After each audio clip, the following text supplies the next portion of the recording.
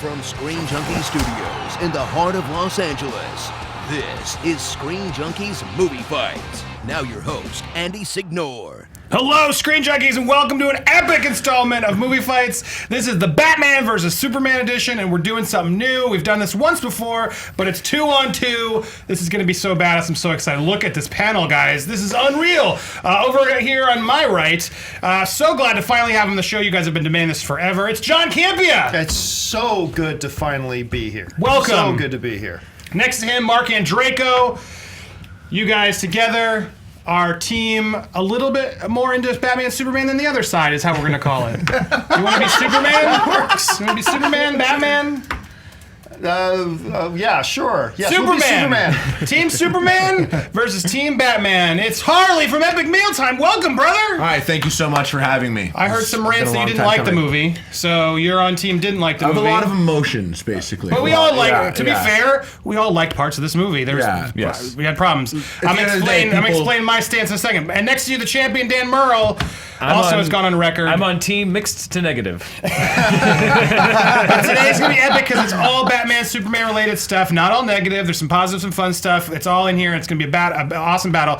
Now, I know I've gone on record saying I wasn't a huge fan of the movie. Some people are going to call me out. Andy, you suck. How dare you judge this game? Please give me a shot. And that was just us. Please give me a shot. I'm listening to the arguments. I assure you, I'm going to be marking my notes, and I'm going to be doing a very important job of telling you why at the end of each round. I'm going in. I'm taking out my opinions. I promise. Judges can do it. Bear with me. I'm going to do it. I'm going to prove it to you guys. Please, and at home, stop. I don't always have Dan's balls in my mouth, as they say. Wow. Sometimes they're in your hand. That was my favorite comment from last week. Yeah, I saw it several times, yes. Dan's a good fighter. You guys have a good fighter. I was just kidding when I posted that, guys. Dan's a good fighter. He's played the most. So anyway, but this is anybody's game. I'm so excited. As you should know in this game, it's all about the arguments. Harley, I know you're new to this. You have to debate here. Tell me why your argument is right and their argument is wrong. There's a lot of two-sided questions. That's why we decided to team this up in 2 versus 2, because there's some yes or no questions, and sometimes the 3 arguments don't really Do we have work. to tag in? You guys can do whatever you like. Someone can start the lead. You can share. It's a 2-on-2. I'm keeping track on time, and I'm going to keep points throughout in my head of who's making the most points. That's how this is going to help for me today. Any questions before we begin? On the fact-checking cam to keep us honest. I'm so excited. Trisha Hershberger. Welcome, Trish. Yeah. Thank you, guys. Thank you for having me. Dana, I'll do my best to do you proud. Does that machine have Google on it? Because if so, you can easily replace me.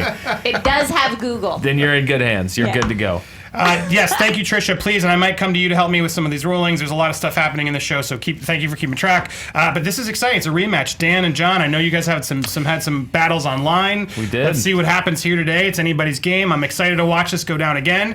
Any thoughts before we go? All right, let's do it. Now let's do this. This is where we fight. Fight! Fight! Round 1. Batman versus Superman. The question is coming. We did this with Jurassic World as well, and I want to know you guys what you think. Batman versus Superman. We've seen it. It's out. We know what it is. Spoiler, we're going to talk it out. Was Batman versus Superman fun or a failure? We're going to go over here to Campea and Andreyko, Team Superman. What's your thoughts? Fun or failure? I'm going to call this one fun. Now, there are several reasons why it's fun. Number one, if you're any kind of a comic book fan or any kind of a fan of pop culture, you go back, this is the definitive Batman we've been looking for. If you've ever read the original The Dark Knight Returns as well, we have been waiting for decades to see these guys come together in the same movie and square off. We've been wanting this forever. I like the way that they have taken different elements, whether it's stories from old DC issues, whether it's stories from something more modern like Injustice Gods Among Us, where they took a lot of the different themes from that, sprinkled in it as well. And I like the fact that what they did was they put some of their own spin. Remember, the biggest responsibility of a filmmaker in a studio when making a comic book movie is not to be as faithful to the comic as possible. The number one responsibility is to make the best movie possible. Is Batman v Superman a perfect movie? I think you're going to hear all of us on this table here say no. No, but nothing is perfect. And you hit the nail on the head. Direct adaptations, unless it's with rare exception, I would say like Watchmen or Catcher in the Rye, there are certain things that you can change because the comic books already exist. So to cherry pick pieces and make the best movie possible, not the best word for word adaptation. And I agree. I thought Ben Affleck. I'm not a huge fan of his. I think he's wildly inconsistent as an actor, but I really believed him. I thought he was the real glue that held the movie together. And yeah, for me, seeing the Trinity on the big screen the fun of that, I never thought in my life I would see a big budget movie with them fighting and getting a Justice League movie. So for all the weaknesses and potential flaws in the movie, the stuff that worked for me really, really worked, and I had a great time. Guys, I assume you're taking the failure side. In the 50-50 fight, I think that would stand to reason. Yeah, let me jump in here. We're gonna say failure right off the bat, and you guys bring up some great points. It's true. There is fun in the movie. I'll tell you right now, and I can keep it short and sweet. I love double bacon cheeseburgers. They're great. They're tasty. They're awesome. I always want one. But if I have to eat it off his ass cheeks, that ruins everything. And this was a long movie, and to get to those moments that you're talking about, painful.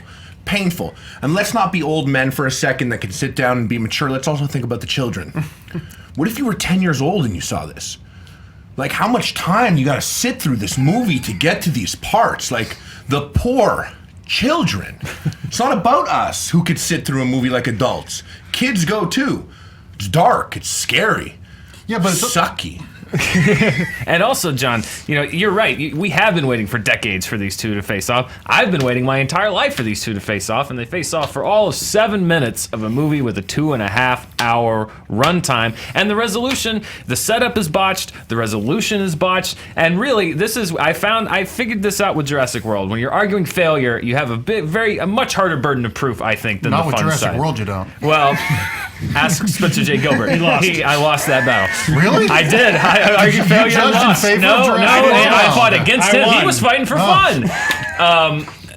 So you have to argue about why this movie is a failure. So right off, I will give you our points as to why we think this movie is a failure. Number one, it failed to deliver on a base level of a Batman versus Superman movie. It was a minor part of the movie. It was very shoddily set up, and it was very shoddily resolved. It was almost false marketing to try to get people to come see their Justice League setup movie. Number two, it failed just artistically as a movie. The first 2/3 of this movie are so poorly put together. They're so shoddily edited. They're so slapdash together with so many different elements that they could not incorporate into a whole. Apart from a comic book movie, apart from a DC movie, just as a movie, it is not artistically successful. It is a failure artistically. I would disagree. I think there are flaws in the movie, and there's things that I didn't like about the movie. Just to be fair, I thought there were too many dream sequences, and that was muddy and unclear. I thought Doomsday's explosive powers didn't make a whole lot of sense. But as far as it was too long. Both of the Avengers movies are almost 2.5 hours long. Avengers 1 has a 28-minute sequence of Iron Man starting a rotor in the helicarrier. I don't have a Harry Potter problem with the movies, length. you talk about the children. Yeah, I'm not going to go with that joke.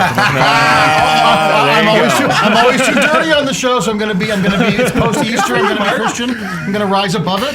But the Harry Potter movies, you talk about the children. The Harry Potter movies are all almost 3 hours long, and those kids sit through those fine. And children, the movie's rated PG-13.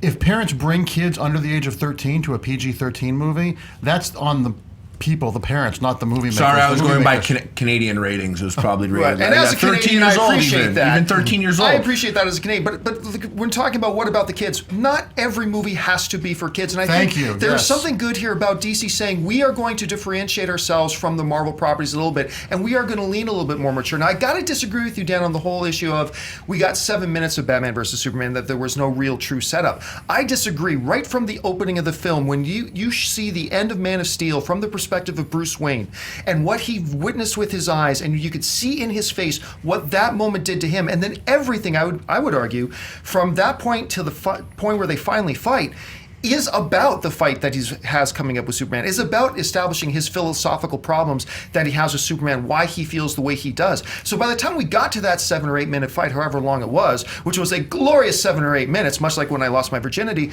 by the time we got to that 7 or 8 minutes, yes, by the time we got to that 7 or 8 minutes, I felt like it was the culmination of something that I felt built up. There's Daredevil. That's Affleck Daredevil. Doesn't matter. All the way to that point. So personally, I felt like, I totally agree with you, especially about the messy storytelling and artistically.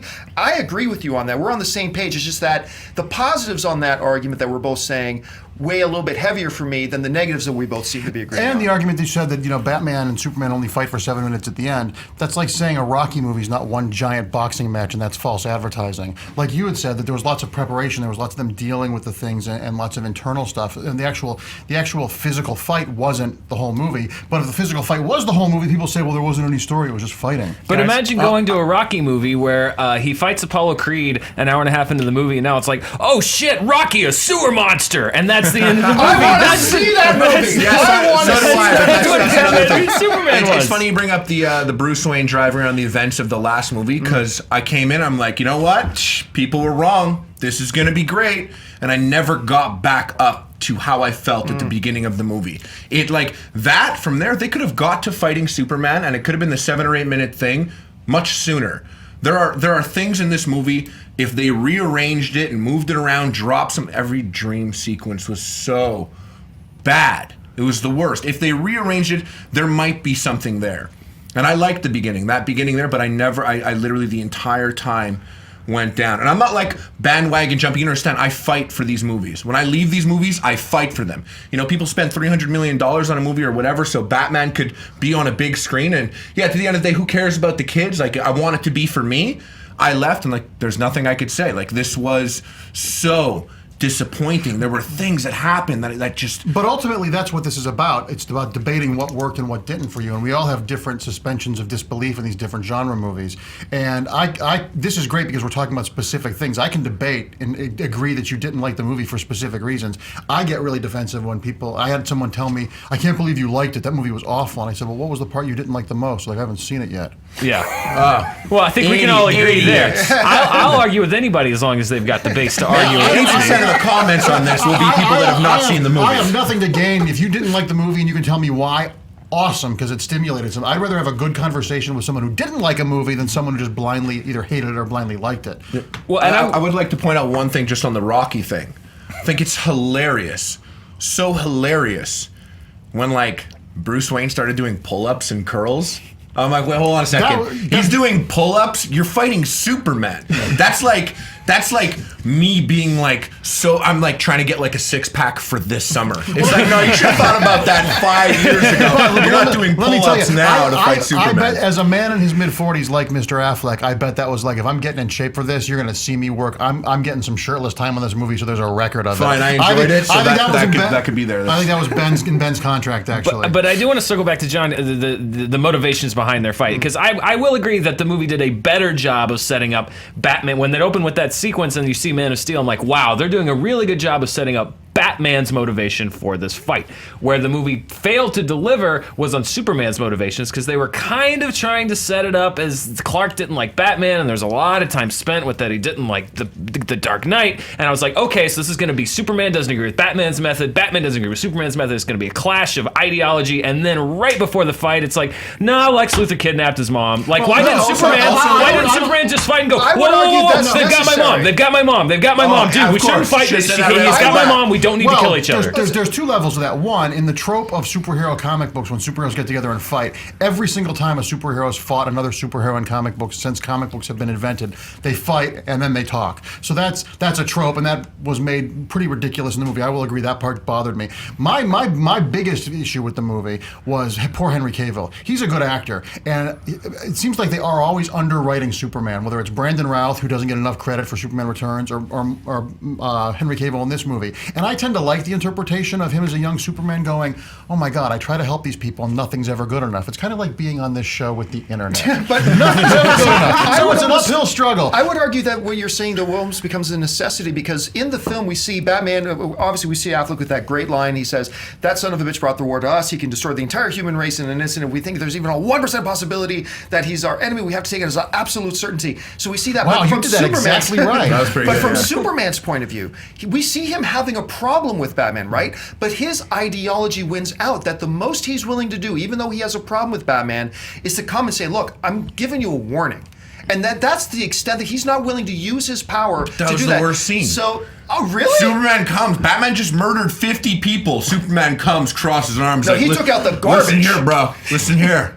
Well, I'll mess you up. But that's what don't Superman come would back do. to this part of town again. It was like that. You know what? They should have fought there. That should have been the fight. They should have already been ready to go. Yes, that felt weird. That felt like we have to have a touchstone in the movie. But the problem I have with people saying, Batman killed a bunch of people and like Superman killed Zod. No one has a problem with James Bond, who's a mass murderer. I don't care about Batman. I love Batman. But killing James Bond people. James Bond's rule is he does kill. I hear everyone I'm cool with complaining. it. I need to hear why the movie was a fun or a failure. So wrapping up, last thoughts. Don't be careful, because you've given in on a lot of things. Again, last take, fun versus failure is the topic I'm trying to listen for. So go ahead, you guys, and then you'll get the last word.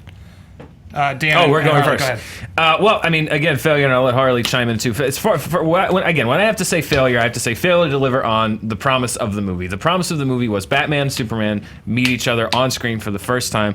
Batman was well developed, I'll grant you that. Superman was severely underdeveloped as a character. He was sidelined in his own sequel. The fight, I didn't think was handled properly. It wasn't resolved properly. The end third act finale, I think, belonged in a different movie. And I think when people say that they've been looking so much to seeing Batman fight Superman, and for it to be such a small part of the movie, and for so many other elements of the movie to be so jumbled and mixed up and shoehorned in, I think that, again, hardcore fans of the DC Comics, I get they want to see Wonder Woman and Batman and Superman together in a movie. That's great, but it didn't have to be this movie. I thought this movie was a failure because it suffered from just too much too soon. Playing catch up to the other universe that's 6 years ahead. It felt like we have to catch up in one movie, and that mission was more important than making a good movie.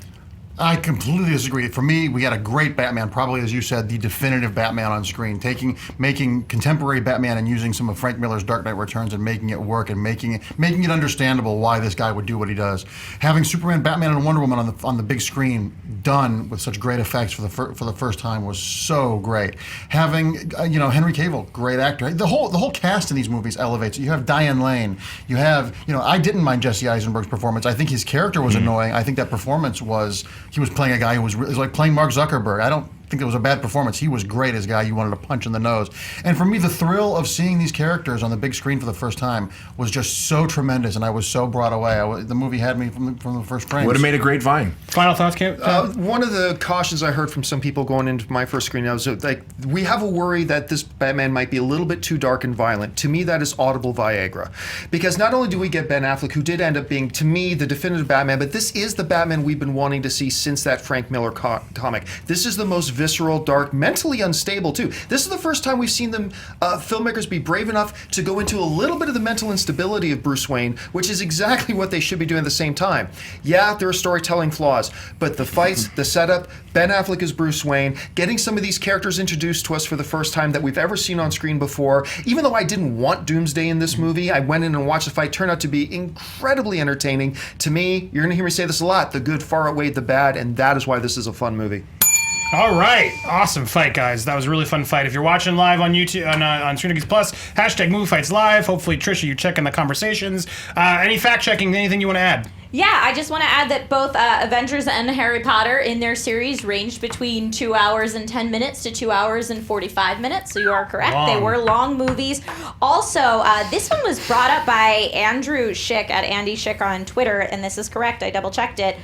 Some of the Harry Potter movies were also PG-13, both Goblet of Fire and Order of the Phoenix. Only two. Okay, I thought there were more. Oh, really? Interesting. The last one was? The last couple of them. I thought the last couple of them were. Death in the last one. Yeah. Great, thank you for that. Awesome. All right. Based on the arguments, I'm looking through. I'm trying to tally the score. He's not giving us any eye contact. where it came down to ultimately, and I think Dan almost even admitted it because it's just. Well, no, you didn't admit it, but you seeing the Trinity, seeing the fight, seeing the Batman, the build-up, and admitting that Batman was good.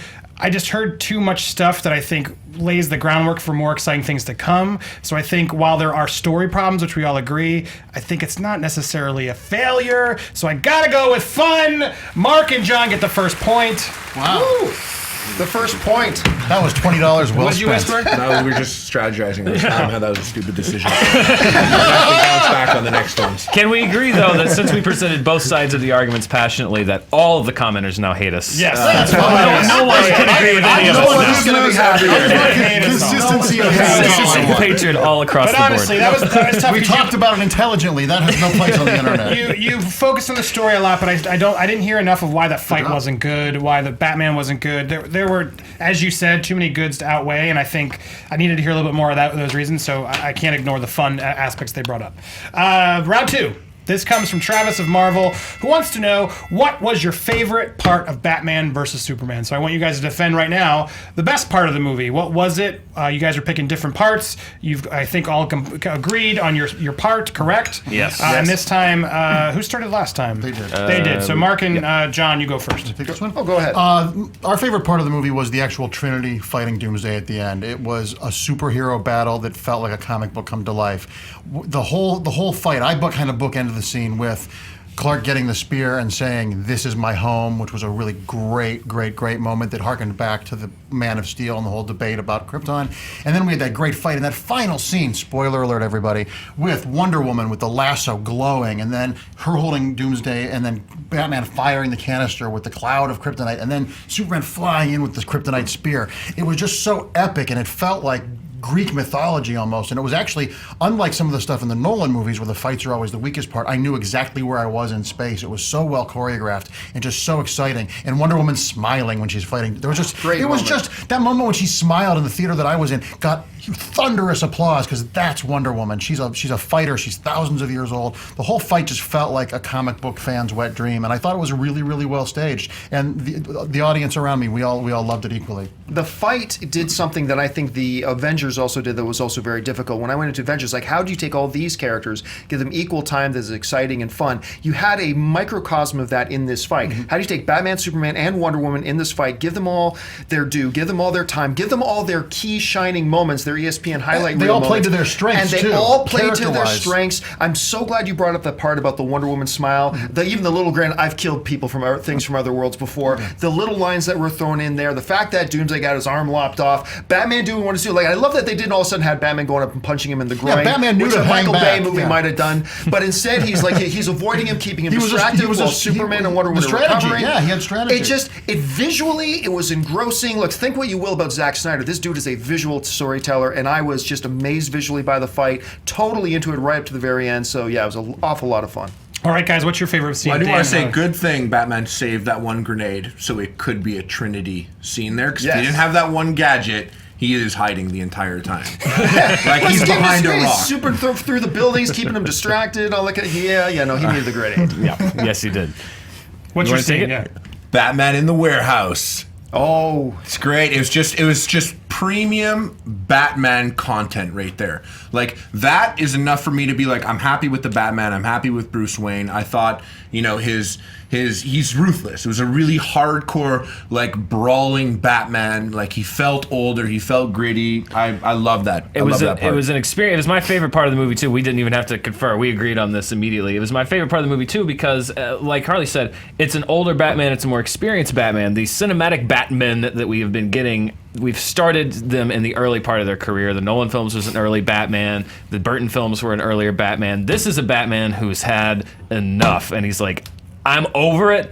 I'm gonna wreck some shop. I don't care if I break their necks. And people, it's just, the Batman killing things. Like, they're not used to seeing this version of Batman. This is not the Batman that they're used to. And I love the fact that the way that Snyder shot it, because I will agree, Snyder is capable of some great visual storytelling, and the way that he shot that action sequence was superb.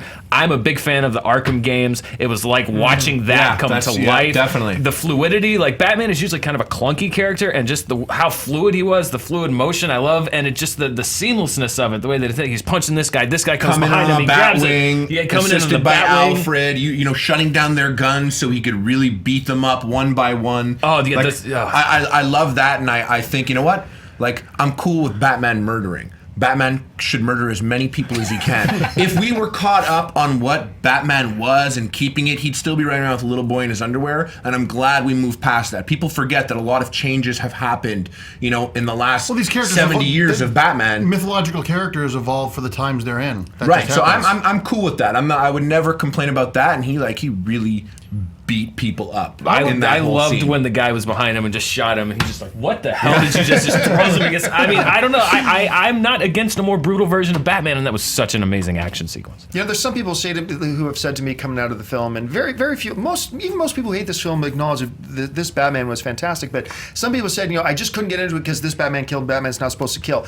Yeah, well, Wolverine's supposed to be 5'3", but we all seem to be okay with Hugh playing the role. It's okay if you change one small element if it serves a greater story and the spirit of the character still maintained. And I have to tip my hat to you because that is a great scene that kind of embodies Batman embodying that Batman a lot. It's absolutely a great scene, and it's one of that scene made you realize how crappy the choreography in the entire Nolan trilogy was, because that scene was just, it felt like a scene from The Raid. It was visceral. The only reason I would say that our scene is better than that, and they're both, it's Sophie's choice here, is it felt like, you said it felt like the video game. It did feel like the video game. It felt like I was watching the video game. I've seen this before. I've never seen it with real people before, but I've seen that fight in the video game, and it was great, but we've never seen the Trinity on screen before.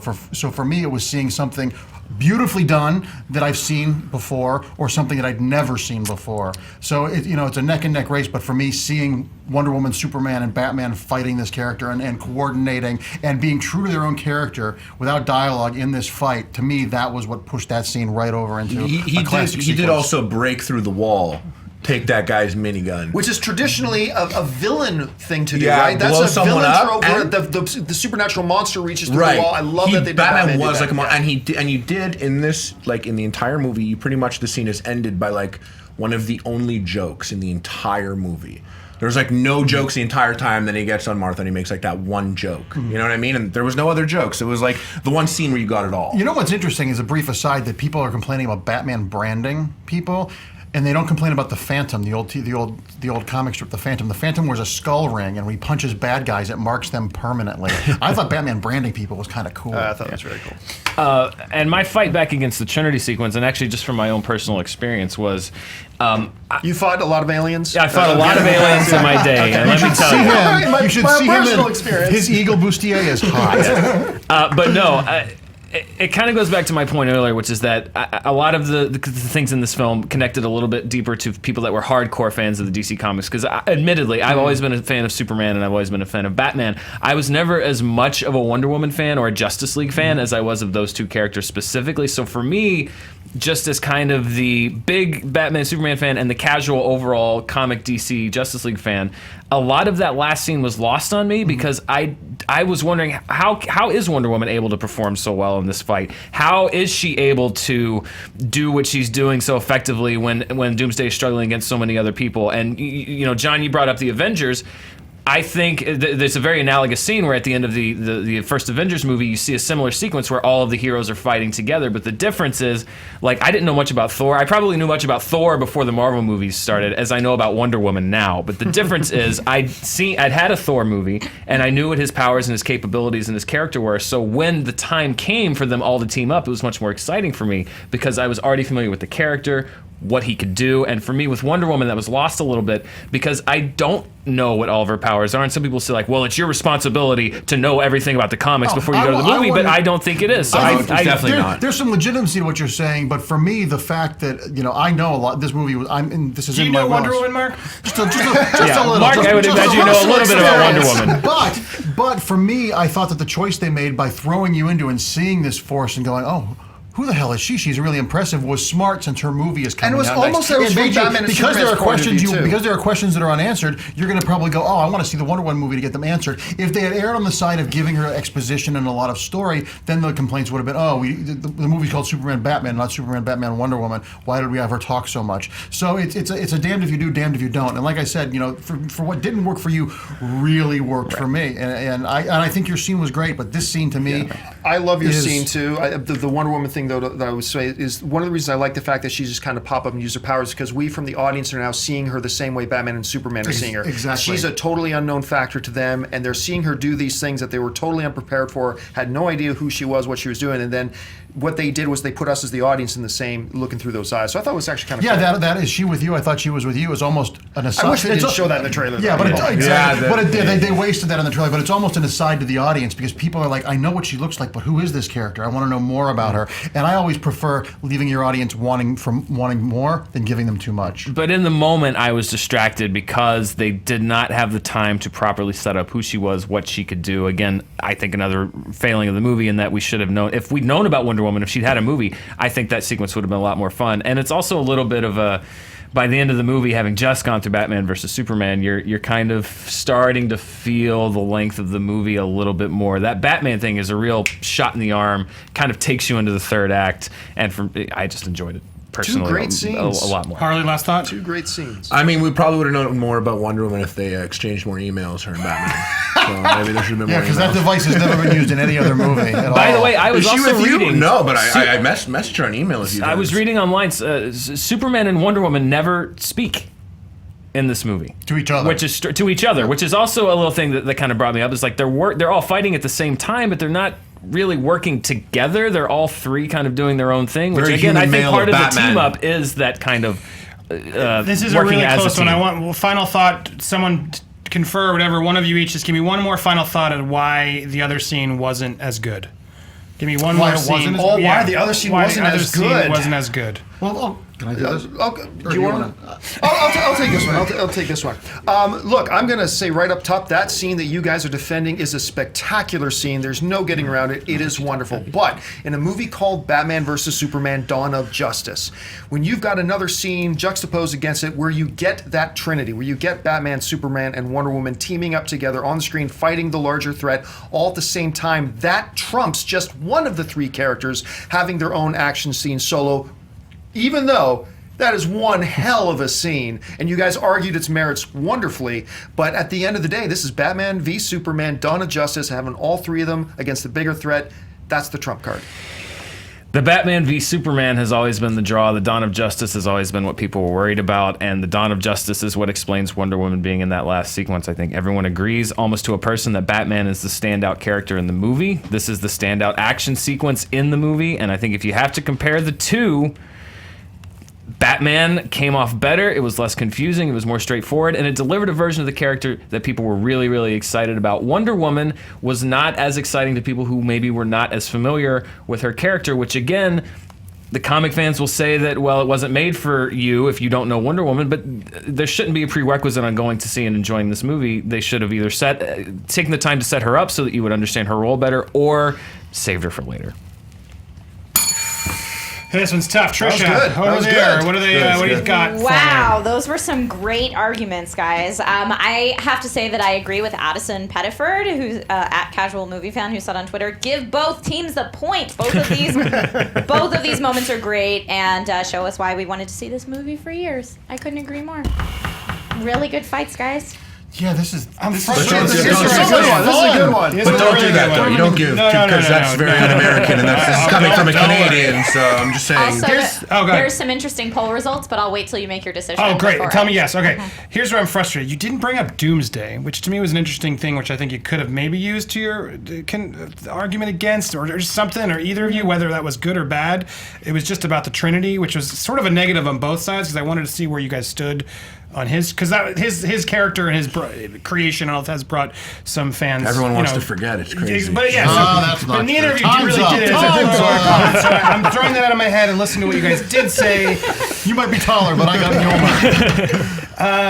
I mean, the main point you said was 3 trumps 1. Is that fair? And then it came down to the build-up. Did the build-up of it really warrant it? And I think that's where I'm leaning, just because I think, yes, to fans it did, but to the overall public, did it? Maybe not as much, where I do think you made a point of, they're talking about Batman out of this, and everyone's, even the haters are like, Batman, Batman, Batman.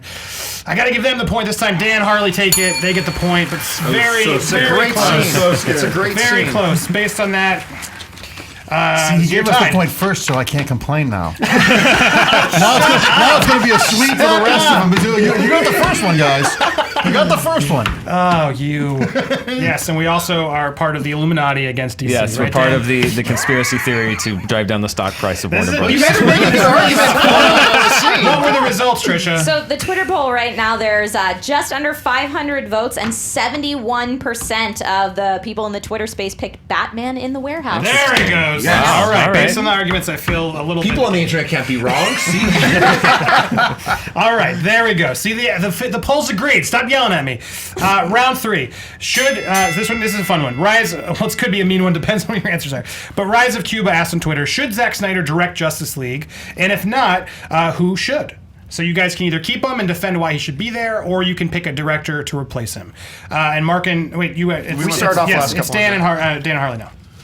I believe we don't even need to express anything in terms of Zack Snyder specifically. I have a feeling almost that like if we just wait long enough, we'll probably hear that there's going to be a change in directors in the future, anyways. Just because it's just got so much negativity flowing around it that how do you approach it again from that point? But Dan brought up a great director, and I have to agree. After a lot of thought, we decided to go with Matthew Vaughn to take over to do the Justice League movies. He's done the kind of harder, grittier comic book thing before with Kick-Ass. He's shown that he can do a comic book movie with edge, but he's also shown with Kingsman that he can do action, that he can take something that he can do serious, he can do comedy. Yes, he will have to tone down some of his sensibilities because obviously you're not going to have a hard R Justice League movie, but Zack Snyder kind of had to do the same thing. Exactly. But he's also, he gets... The performances in his movies are always great, in addition to the fact, if you look visually at the action in Kick-Ass and Kingsman specifically, he directs action incredibly well, but he's also shown that he can do character. He can do a lot of he's doing some world building with Kingsman now that didn't seem too forced in. So I think that he would bring the same sorts of visual flair that Zack Snyder offers, but he's also shown that he can do a little bit better character. He can do a little bit better humor if they need to, but he can also do grit. Yeah, I think at this point you trust a resume like that with anything at this point. So, all right, guys, Mark and John, what do you pick? Yeah, I'm a big fan of Matthew Vaughn's. I have been for a long time, and I'm also going to agree with you on the sense that while I love 300 and I love Man of Steel, I'm actually one of those rare creatures that really love Man of Steel. I do think the problems that I acknowledge about the film come down to the director's chair, and I would like to see Zack Snyder direct other things, and I'd like to see somebody else come in and direct the next Justice League. I think we're too close to shooting for that to actually happen, unfortunately. But it could happen in part 2, and I agree with you. Yeah, maybe in part 2. Zack Snyder is a great director, I think, but he needs to not be the producer. When he's doing it for hire, I think the producerial part is where he drops the ball. But who I would like to see come in and direct this is a guy by the name of Gareth Evans. Now, Gareth Evans, who did the 2 Raid films that are pretty much amongst cinephiles acknowledges maybe the greatest action films ever done. And here's the thing about action. Action for the sake of action can become just visual noise on the screen. When, like, the last Transformers movie is a great example of that. There is a whole lot, assload of action in that movie, but without purpose or direction or whatever, it just became visual noise. When you watch The Raid Redemption or when you watch The Raid 2, yes, there is a whole boatload of action. Some of the best action we've ever seen put to film. But you understand why all the action's happening. And you have guys in these characters playing out these roles in such a way that you buy in to not just the action that is happening, but why the action is happening and how it resolves. The point about Gareth Evans, and I think Matthew Vaughn is a good choice as well, but I think Gareth Evans trumps it because the thing about The Raid, I'm not a big fan of the Hong Kong action movies. I feel like I'm watching video games a lot of times. It's just really cool fighting, but there's no real, the story is the thin thing. The thing about The Raid, and especially The Raid 2, is he gets great performances. Those movies, you're invested in that lead guy when he goes undercover in the second movie, and all the performances are real. So it's very rare that you can get a director that can direct action impeccably and get performances. It's you either get Michael Bay or Mike Nichols. You don't get both in the same person. And I think Gareth Evans, I'll follow him anywhere. He gets the next 10 free movies from him because he was so great. Because those movies connected with me on a visceral level. When I saw both of them in the theater, the fight scenes got cheers every time. I saw them both multiple times in the theater, which I rarely do anymore. And the emotion, the acting, those characters were all so real and so textured and so believable that you understood their motives, and you were invested in the characters, not just, the fight scene is cool. And if you want to see how much influence he's had with just those 2 movies, the scenes everybody talks about from Daredevil, they watched The Raid. Those are deeply influenced. If you listen to the showrunners, they'll of Daredevil, they talk about that. The Raid, okay, yeah. So, all right, what do you guys think of that choice, Dan, Harley?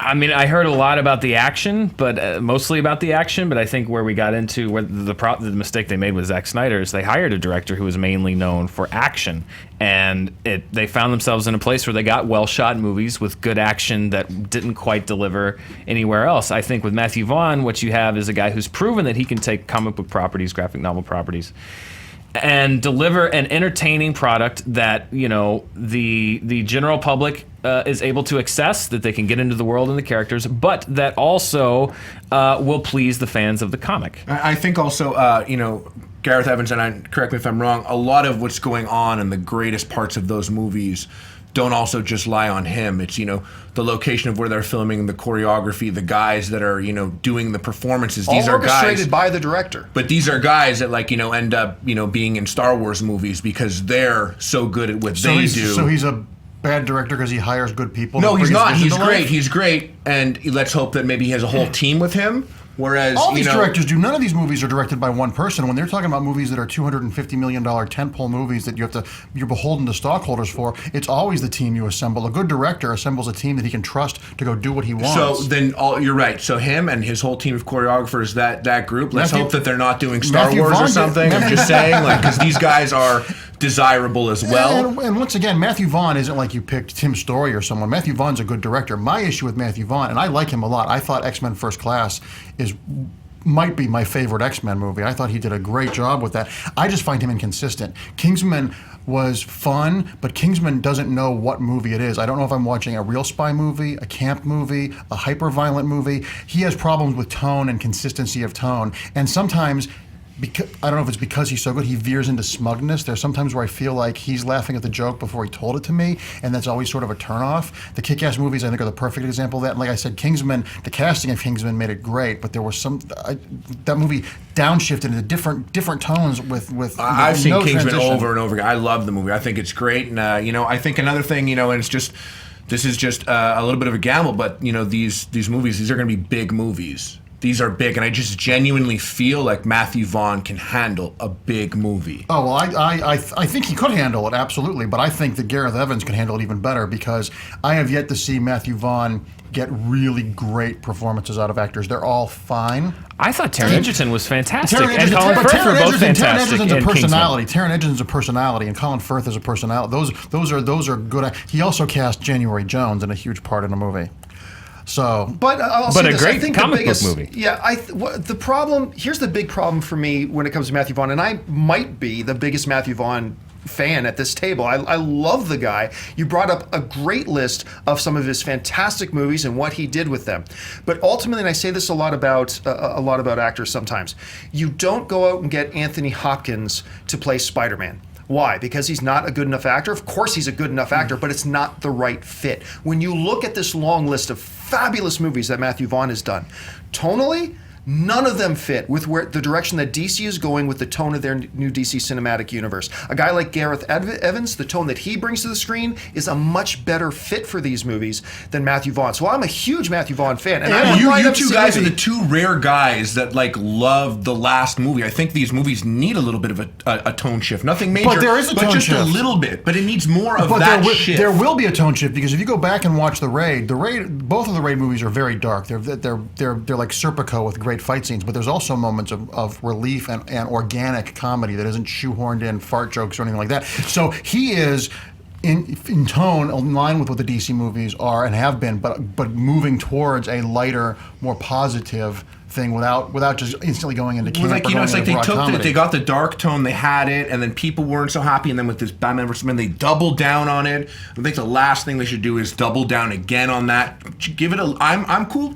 Try something a little bit different. I understand, but what you're not just suggesting a change of director, and that's what we're debating here: is the who would be best suited for direct this franchise. The tone that he would bring is something. You're talking about a change in the direction of the franchise. Not necessarily. I'm just saying, Not to the necessarily. point that he brought up, that on the tone of it, I'm saying I think that the flavor that he brings as a director is a nice bit that could be added to tone. I don't think you should completely shift it, but what he could bring would be a nice little spice that might be needed, that I think they could benefit from. I think Gareth Evans brings more of that. I think Gareth Evans brings the ability to do light comedy, but he also brings the ability to humanize these characters. Because, like I said, go back and watch the journey of the main character in the Raid movies, and that could be you remove the fight scenes, and I'd want to watch that. He gets great performances, and those are people that those aren't big stars with proven track records. He gets great performances out of a bunch of You're Indonesian actors. absolutely right, except for the remove the fight scenes part.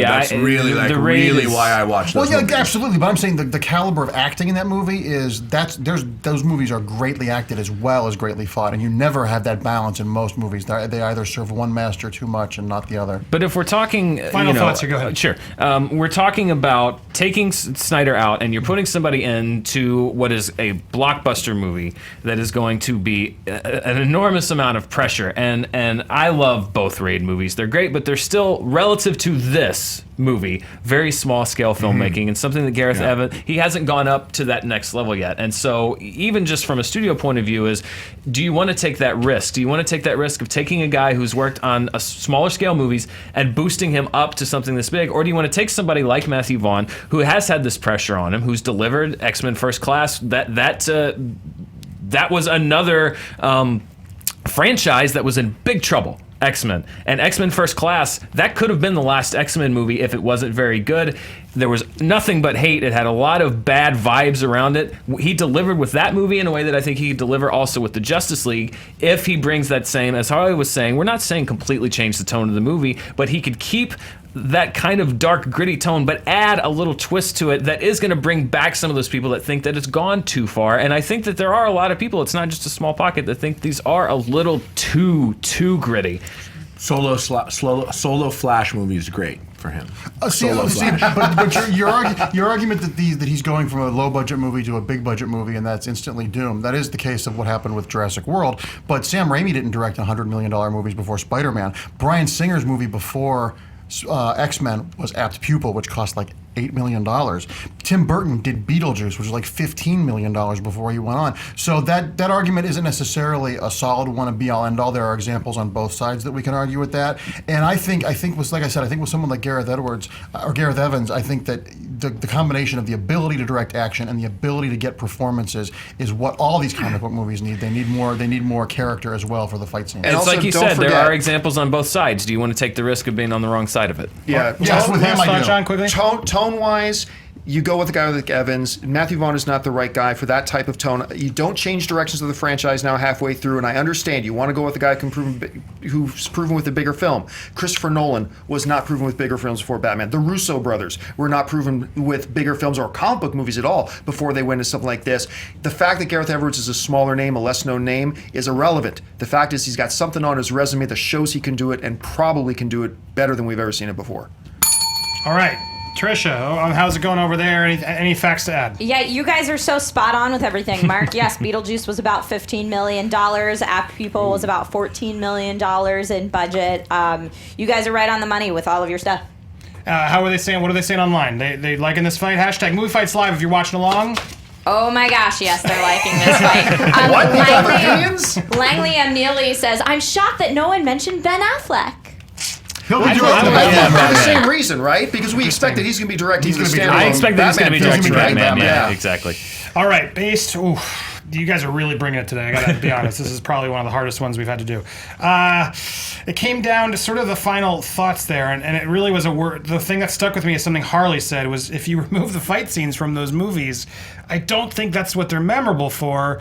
So while I think you made a good valiant effort of why those. That's like saying if you take the comedy out of Dumb and Dumber. But it's like you're talking about a lot of stuff, whereas I think it's hard to deny what they thought of. Like Matthew Vaughn has done this now with a couple properties that it's like he can handle it. So yes, other people have done it, but told you. Based on that argument, I got to go with Matthew Vaughn. Based on that. Oh God! I'm just gonna keep saying Don't be so sad. I love Matthew. Because he did it himself. And actually, I'd like to see Matthew Vaughn direct The Flash. I think he'd be a great Flash director. He would be a great Flash director. Because the energy that he got from awesome the guy that was awful in Godzilla as Kick-Ass. That's Flash energy. I think he'd be great as Round Flash. 4. Yeah. All right, this one's fun. This one's legitimately fun. We actually did this at WonderCon. This one's ridiculous. We tested this at WonderCon and it was a huge hit. So I wanted to bring it here for the official show. I want you guys to pitch your ultimate trinity to stop a global threat. So you can pick any 3 characters from any movies. You have to pick 3, and they're going to stop a global threat of some kind. Who do you pick? And this time I believe it's us. Yes, thank you for keeping track. Mark and John, who is your trinity? Our trinity is Morgan Freeman as God from Bruce Almighty. Okay. Okay. The Hulk. Which Hulk? Do we need to go on? Well, Like, really, do we need to go on? Well, if we're going to pick the Hulk, I would actually pick the Ang Lee Hulk because he got bigger as he got angrier. He kept getting bigger and bigger and bigger. Okay. Is that? Oh, that works for me. And Jason Voorhees. Okay, let's get both armies out first, and then you guys can come back and fight. Jason Voorhees, we got Morgan Freeman's God. It was up there. Great. Sorry, I wrote this wrong. All right, Dan and Harley, what do you got? Dr. Manhattan. Like that So choice? that's our god, I guess. Luke Skywalker. Keep everyone on track. He's dealt with evil, make sure everything stays good. And Professor X. Whew. Why'd you make that face? That's a weird face to make. You're not down with the bald guys? I'm totally got balls. 2 out of 3. You got a whiny guy who got his arm cut off, and you got a guy in a wheelchair. Okay, it's a Jedi. It's not a whiny guy. It's a Jedi. Well, first of all, Because he's sad. you're not going to hear me ever talk smack about Luke Skywalker. However, it is odd that in trying to pick characters that are going to defend the world when it's at its most trouble, when the galaxy was in its worst trouble, where did Luke Skywalker go? He ran away for about 20 years and was What are you talking about? for What are you talking most about? At people. 8. What are you talking about? Yes, yes. You're talking about the latest Star Wars? Yeah, No, that's you don't get to do that. We don't know his motivations yet. You cannot do that. You don't get. I You're just know assuming what we got. that he's whining and he left. You don't know. I didn't this say he was whining. I didn't say he was whining I'm at just all. saying you don't know why he left. All I know is that when the world was when the galaxy was in its most trouble, he took off for 20 years. This is a guy. Didn't First of even all, show up to his own buddy's funeral. George Lucas had said that he is the most powerful Jedi that has ever been and ever will Oh, be. so in now this- you're going to take George I'm just Lucas's saying- information, and now that's gospel. That's what we have to. Okay. And all I'm saying right now, okay, is you don't know what Luke is thinking. You don't get to throw that out there. You don't know. You're, All I you're know just a is dude, what the okay? movie has This is a shown us, Jedi. and Okay, that's you how don't he know took why he off. left though. You don't know why he took off. You don't And the know why. galaxy wasn't He in seems- its most he- trouble. It was in its least Yeah, trouble. and There I was could no say- empire. I could say that we don't know what it is. He sees the He's like future. George maybe, Bush playing maybe, golf when maybe 9/11 he see- happened. No, maybe he sees the future and he knows that everything is that much better if he's removed for 20 years. Maybe by him being gone for 20 years, the Force awakens I in know- someone else, You and the don't know Jedi's that. come back. I We don't know So that. let's not All talk we about know it. is what the movie let's go. shows Let's us. go. What the movie Let's showed do us. this. Let's go. Return of the Jedi. Return of the Jedi is as far as we'll You go. don't get to quantify in this question. But I'm You just don't saying, make you the can't rules. talk. He's talking about stuff that he doesn't know right now. no, He doesn't no, know why you he's don't- gone. I'm just talking about I don't know. what I happened. know. All I know is this is the most powerful Jedi that's ever been, But we and have that's God. who We have call. God. We have Dr. So- Manhattan. He is a god. No, he's a man. He's who- close. No, He's close. he is a god. He is a god. He What can do see you want? he can see the beaten future. before, though. He He's can been see the beaten. past. He left. He was So yeah, let's beaten when he team. wanted I'm to be curious beaten. now. So who are you putting up against each other in your team ups? Is Dr. Manhattan going against God? Is that what we're doing one on I one? think you'd have to. Yeah. I think Who's that- going up against Yeah, Hulk? we're doing what? The Hulk. Why did Morgan Freeman have No, Jim no, Carrey do the his Hulk's things not for him? making Yeah. his No, What that's happened? right. God's not even going to What's show up that? for Jason you. Yeah, Dr. Manhattan would Jason never Douglas request the resembles services himself. of Steve Carell. I want to know your trinities against each other. What Okay. happens? Well, yeah. So God versus God. It's all Obviously. about matchup, isn't it? Dr. It's all about- Manhattan versus God, so that means he's basically against Steve Carell or Jim Carrey. No, Yeah. he's against Morgan Freeman. No, and God, but yeah, but God, Morgan Your Freeman God, doesn't your even do his God own bidding. disappears. He's off playing pranks. He's not even just there like for the Luke fight. Skywalker does. We're not there He yet. goes, We're doing goes and Dr. disappears. Manhattan and God right now. Yeah. No, you can't win that one. What do you mean? God It's created Jim Dr. Carrey. Manhattan. Look, you don't win that one. Just Why? acknowledge it and Wait, Why? no, Why? why? Because- Why don't we win because- that one? Focus your energies on the other No, side. why don't we win If that God one? is the creator, he created Dr. No, Manhattan. remember, we're talking about the movie character, right? We're talking about the movie character. Dr. Manhattan, And the yes. movie Dr. Manhattan. And old man Morgan Freeman, who gives away his God. power at every Old opportunity. man Morgan Freeman. Yeah. So that's what we're dealing with right here too, right?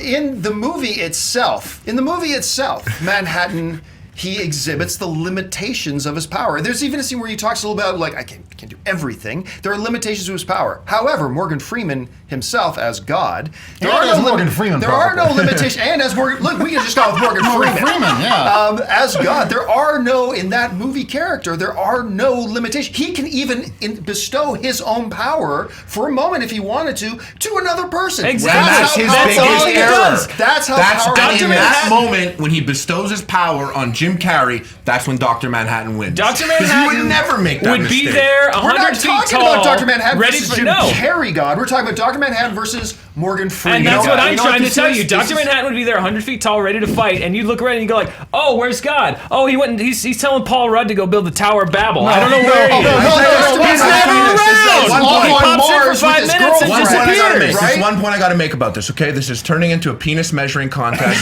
So let's pull up that scene from Watchmen where we see Dr. Manhattan's manhood, and All right, I we need will one know. more thought. Why? Tell me last thought. Why Morgan Manhattan's beating Morgan Freeman would got? pull up Silk Spectre and go, "Hey, Dr. Manhattan, watch this."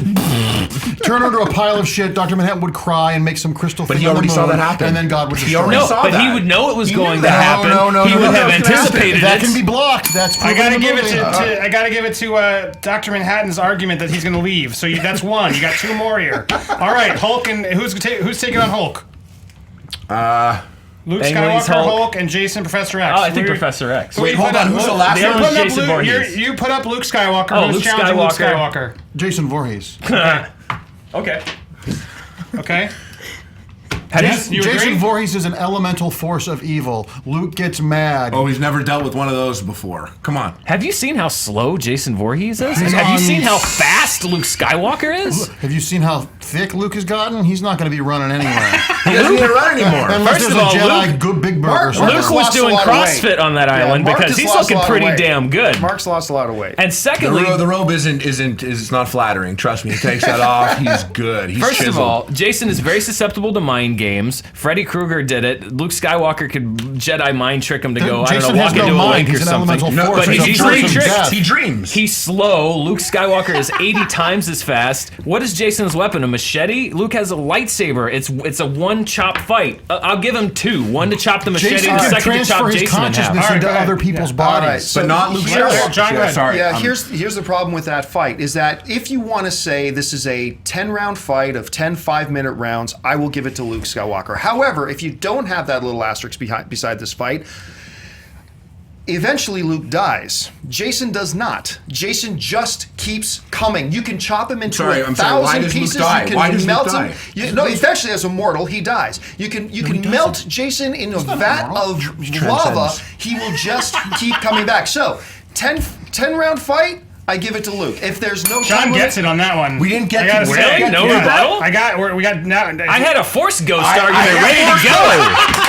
Are you serious? In the canon, Luke has been attacked by a Force Ghost, and Luke can turn into a Force Ghost. But I feel bad. not in You the guys canon. take it. Just Not in take the it. canon. Well, you find expanding universe. got That was a That doesn't exist premature anymore. judgment, Judge. Morgan Freeman erased it. He can I still had turn Force into a Ghost ghost, though. ready You to can- rock and roll. Ready to what? I'm like, okay, let me hear this. Again, Jason is susceptible to suggestion, he's and Luke not. Skywalker will haunt him to the end of his dying days. Except he doesn't die. Reverse He that. doesn't die. Well, Luke, neither is Luke. He's a Force Ghost. He's around all the time. You take him Sorta away. dead. You take him away. Sometimes you don't have to kill Remember, him. Force Ghosts can't interfere. We need to Force write Ghosts can't Force actually get Ghosts. involved. Force I wanna Ghost write versus Force Ghost. Jason. Get involved. Force Very Ghost v. valiant. Jason. I heard you out. I still got to stay. All right, now we have Hulk I versus. can't believe we just gave So it's Jason tied. Voorhees Yes. to Luke It's Skywalker tied. like So now that. you have Hulk versus Professor X.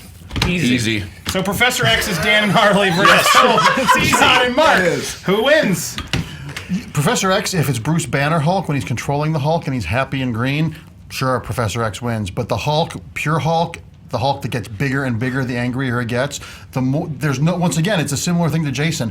It's a primal animal brain. There's nothing for Professor X to control there. It's just primal urge. It's just rage. And we've seen rage do damage to Professor X. We've seen it when Dark Phoenix happened and she fried his brain. We saw it when Mystique put that inexplicable weird stuff into the water that somehow made his brain fry. We've seen that. And he's a guy in a wheelchair. The Hulk just keeps getting bigger and bigger and bigger. He's gonna get more and more pissed that this guy is throwing darts at him, and he's eventually just gonna pop him like a zit. No. Literally, brains over brawn, and you chose the strongest, and we chose the brainiest. And Yes. it's literally brains brainiest over in a brawn. wheelchair. It doesn't matter. Hulk He doesn't will have get to within lift a 20 finger. feet. This is Professor X, and who you said the people that beat him by brains. He has never gotten beat by brawn. he And got- Hulk is only brawn. And you're right. He's got a little animal brain. It's just like my puppy, who I trained to do tricks like sit and have a treat. And what I did with my puppy is Professor X would do to Hulk. He would If have him Scarlett sit. Johansson can calm down the Hulk. Your puppy. Yeah, he would have him sit. Well, he would have him lie if down, Patrick Stewart and he would opens have it, him has play dead. Scarlett If Johansson's Jennifer work- Connelly can calm down that Hulk, she calmed down your Hulk. And secondly, you picked the worst Hulk. Yeah, Anyway, you did pick the worst he's Hulk. in No, the- no, no, again, no, no, no. he's not there. He's in the desert looking at moss, Yeah, which is what he did through the entire Ang Lee movie. But he's so big. He's the biggest one. Secondly, Look, if we're Professor gonna X look has the most powerful mind on the planet. It's He can't useless just. against someone who doesn't have a brain. It's the not. Hulk is He pure can literally stop people in rage. their tracks. He can reach Professor Bruce X Banner. can go to some He can dark, reach Bruce Banner. dark He couldn't find out places. Wolverine's past and Did you Wolverine's see what brain. he did with Professor X are you Cerebro? picking? He's, Patrick Stewart. Okay. And Cerebro at X-Men 2. His brain almost killed every single human being on the face of the planet. Billions of people simultaneously. He could take the Because Hulk's of brain Jean out like Grey. that. Because Hulk of is- Jean Grey's Hulk No, is he was presence. strapped into Banner. Cerebro. Hulk is Bruce Banner. John, go ahead. One thing that we all seem to be forgetting here is that there is a very popular story here in the Marvel archives called World War Hulk, where Hulk comes down and he is hunting everybody. Professor X, Doctor Strange, they're all on the run from the Hulk. Everything gets thrown at the Hulk and everything shatters in his path. So when you ask the question, Hulk against anybody else in the Marvel, now Hulk against Dr. Manhattan, that would have been a bad matchup for the Hulk. Yeah. It would have been a very bad matchup for the Hulk. But Hulk against Professor X, look, all I can go on is what I have seen and what I have read. And the only example I've ever seen of the Hulk and Professor X being real pissed off at each other, Advantage Hulk. That's it. Too bad that not doesn't the Hulk count. You chose. That's not the Hulk you You chose. went with Ang Lee Hulk, That's and that right. was your mistake. That's right. You went This with Hulk the daddy talks. issue But we're Hulk. talking You chose about talking the You went with extension the of our- Professor You X went with the the daddy character. issue whiny guy that goes You and wanna hides in the talk about desert for Force 20 years. Ghosts. You want to talk about daddy issues? I'm just saying, we can talk about World War Hulk, but you went with Ang Lee didn't choose Hulk, that Hulk, and that's he is right. the most Understanding- easily I'm emotionally saying that's the only manipulated example. hero in the history of That is movie the only heroes. example we've ever seen film, printed page, television screen. It's the only example Doesn't we've ever count. seen when the two of them are count. against each True. other. Out of I context. feel Marvel's bad. already told us You guys it's should have better. spoke about it. You're You should have talking spoke to the about it. easily Has told manipulated us- Hulk. These two Marvel You said characters, Ang Lee. Marvel You has jumped told on us Ang who was Lee. tougher. You were so talking happy to about talk about the big Mark, green guy. The contemplative last Hulk, thoughts? and but see, it's My thoughts putting are in Professor X's hands. Even removing the fact that in the Marvel universe, the Marvel Comics universe canon, the times that the Hulk has fought the X-Men, Professor X has had no success with the Hulk. It's been established in there. The Ang Lee Hulk gets more and more, the angrier he gets, the bigger and more powerful he gets. Not just the fact that he would be so pissed at Professor X, he'd give off so much radiation that he would give Professor X cancer. Well, he's He already wouldn't bald, even- so it doesn't matter. All right. Wow, that was fun. That was good. That was fun. We all became virgins again. That's the Hulk and Professor Hey, X Mom, actually go fought. upstairs. Is this Oh good my final? goodness. Is this oh the my new geekiest goodness. fight of all time? Geekiest fight of all time. I think we all win. Yes. Yeah, World War Hulk, we see them face off, absolutely. I wanted to bring up that we kept talking about the Hulk having no brain to control there, that he's like this animalistic, but there was a time in the comics when Fixer. Hulk got mind controlled by Enchantress. So there definitely That is. doesn't count. We're not talking about And that. then there was a time he was the fixer. There was a time he was the fixer. That as was well. a thing. Or Mr. Fix-It, I should say. And again, Mark also used that argument to say that Jason Voorhees doesn't have a mind because he's an elemental force of evil, is what you had said. Jason goes to hell. Watch it. He turns into a worm. He's just evil. That is up for debate. He was biologically resurrected, so he does actually have a corporeal brain. Whether okay, you want to fair. say it, Fair but point. That is there. And then He the only was other human thing at a I'll bring point. up about this round is Harley argued that Luke Skywalker was the most powerful Jedi. According to 3 different sites that I found as fast as I could, they unanimously say Yoda is the most powerful Jedi. So just throwing that out there. Yeah, but George Lucas said it, so. BobbyStarWarsWebsite.com doesn't count as well as George This one Lucas. was, you all win in my book because that was really fun. But that was great. Based on the argument, I gotta go. I think Campea pulled some really good facts out on the Hulk fight. It was a funny thing Wasn't with even Ang the same Lee. Hulk. But it's still Different Hulk. It's all still No, Hulk. different It gets Hulk. bigger and angrier, and I think the You fact- tell me that the Ang Lee fact Hulk that he and was Ruffalo able Hulk to are the same pull Hulk. Pull the battle was impressive and makes a point that it didn't beat it. I got to give them the point in the very end there. You guys are tied. I would like to lodge a formal Please, protest. internet. The movie fights governance you have to body. validate me. Dan, get in line. 72% of our followers on Twitter went for Manhattan, Professor X, and Luke. There we go. So I went against the internet. That's because they're godless. They don't believe in God. They need to be saved. It's based on the arguments, guys. He died for us. He was There's no other way to risen. do it than to pit them against each other. Could the pairings have been different? Maybe. God loves America. It would be interesting if we had different pairings? I wonder if it would have gone down a different way. It's like Hulk against Dr. Manhattan. That would have been. That would have been done very quickly. But then God versus Luke Skywalker. I don't know. Another fight. We're gonna have to bring that one back. Then what does that leave us with? Jason and Professor We might have actually won that one. It's actually what I imagine. and they're both physically I challenged. imagine the wheelchair going back slowly as he's he's just wheeling walking himself slowly and it's just a matter of waiting for that battery to die in the wheelchair until he gets It's that. amazing. Well, they always run out of gas in all those movies, so the battery would have gone. All right, we're 2 versus 2. If you win this, you get an extra point in the speed round. Yep. There still will be a speed round, but this one comes from Subject Pop Culture on Twitter, based on Batman versus Superman. He wants to know, or she wants to know, Subject Pop Culture wants to know, which Justice League member solo movie should we be most excited for? Now, spoilers. We're going to talk about the movie. We saw a little bit in Batman versus Superman based on what we saw. The Wonder Twins are in it. Based on what we saw in that movie, what Justice League solo movie would we be most excited for? Everyone clear? And I'm sorry, it's them. Thank you. Dan and Harley. I mean, we're Team Batman, so I guess it'd be pretty disingenuous if we didn't say Batman. Batman movie. All right, and let's just hear where you guys are going so we can get it all out. The one I think most people are going to be excited for is Wonder Woman, which I agree. Although I got to say, Ezra Miller's interpretation of Flash I find really intriguing. I think that might be the most interesting, but the most excited one I was Wonder Woman, obviously. We got Wonder Woman movie versus Batman. Back to you guys, Dan and Harley. What's your stance? Why is that the choice? I mean, Batman. I feel personally, Batman carried Batman versus Superman. I always had faith in Ben Affleck as Bruce Wayne and Batman. He brings a great Bruce Wayne. He brings a great Batman. I didn't get enough of it in that movie, and that movie was long, and I want to see more. I'm dying for more Batman. Like, it's almost easy. It's almost easy. Like, you give me Batman, I'm going to jump on it right away. I'm, like, at maximum excitement for Batman, and what they've showed me is this interesting new Batman, and I'm ready. My body is ready for it. I have to confess here. I'm going to confess here. This might be a Screen Junkies movie fights first.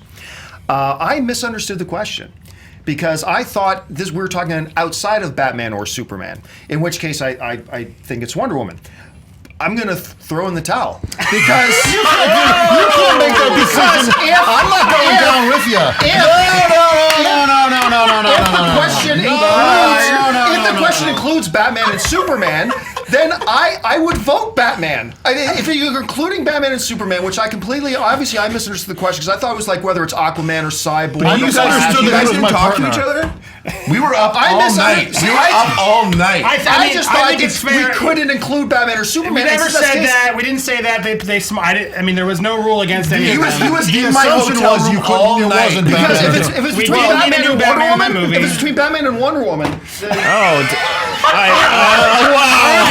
Andrew, Mark, I'm going to give you a shot. Okay. I can still win this. I don't need Canada. Stay over there. Betrayal. All right, it's the Trinity. Campea v. I'm going to Andreyko. give you a shot, Mark. That's fine. I'm not worried.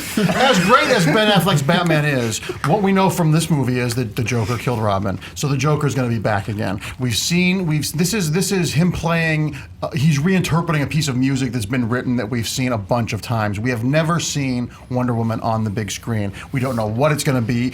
Just the bits we've seen, that picture from 1918, the fact that she was alive in World War I, the fact that she's been alive for thousands of years, the fact that Chris Pine is not going to be in any of the sequels because he's not going to survive past the first one, which will be awesome. Spoiler. Well, it's 1918. Steve Trevor's You not never immortal. know in this world. Patty Jenkins, who's a fantastic director, being given her shot at the big show. I'm so glad she left Thor 2 to come to a Wonder Woman movie. You watch Monster and you're like, this is a woman who got an amazing performance out of Charlize Theron. You got Robin Wright playing in Amazon. You got Gal Gadot. Like you had said, there were questions raised by Wonder Woman for you in this movie. People want to see more of her. You go to the theater and every single screening that I know people that have seen, people cheer when Wonder Woman comes on the screen. The question was, what solo movie are you excited for? And I think that the fans have spoken. Everyone is excited. I'm excited to see a Batman with Ben Affleck because I think he was arguably the best Bruce Wayne since Michael Keaton. I believed his Bruce Wayne. But there's not going to be anything. It's going to be just reinterpreting stuff we've already seen. It's going to be new versions of stuff we've seen. Wonder Woman is uncharted territory. John? all right, just to show how good I am at this, I've already admitted I want to see Batman, but I'm going to argue Wonder Woman anyway. Welcome to Movie Fights. All right, just to piggyback on a couple things you said first before we get into anything else. Like, one of the biggest pops in all 3 times I saw this this movie was the Wonder Woman appearance at the fight. That was probably not my favorite moment, but the biggest pop that I heard in any of the theaters all 3 times was when Wonder Woman showed up. That shows a lot right there. The fact that we get to see story we have not seen before, okay? We've seen Batman stories told in multiple ways, multiple times on the small and the large screen. But here's one of the biggest things to me. Wonder Woman is going to serve a radically underserved demographic. We do not have enough. We've had a history of them, but some bad ones. We do not have a true tentpole female superhero film. Wonder Woman is, without a doubt, no questions, no ifs, ands, or buts, the single most iconic and important female superhero in the history of comics. The fact that we have never seen her on the big screen before prior to this is certainly not in her own movie. The fact that at the same time, this is giving to a demographic of female audience members that have not been served. And Wonder Woman is also the iconic female superhero. She's not a spin-off superhero. Captain Marvel is the second Captain Marvel. Batgirl, Batwoman, Supergirl, they're all spin-offs of other characters. Wonder Woman is an icon and a franchise to herself. And just to piggyback on what you said about that was this is something we haven't seen Wonder Woman in any way, shape, or form like this since the 70s. Guys, Dan, Harley, what's your thoughts? Yeah, I'd like to say one thing, because you know what? I was really impressed by Wonder Woman in the movies, in Batman vs. Superman. I don't know much about her. She's intriguing, she's exciting, all that stuff.